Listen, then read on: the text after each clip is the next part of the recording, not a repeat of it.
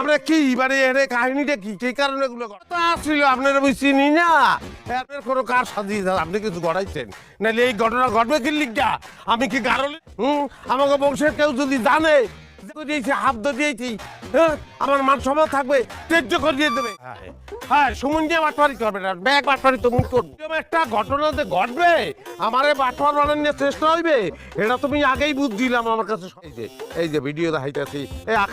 আকলি এই দেখ এই যে দেখো এই যে সাপে ফেনা তো উঠেছে এই এই সেই আরবি সাপ হ্যাঁ এই আরবি সাপ দেখছো হ্যাঁ ফেনা উড়ে পরের ভিডিও এই যে আমি রাস্তা ঘুরাইতেছি আমি রাস্তা ঝাড়ু দিতে আছি এইগুলো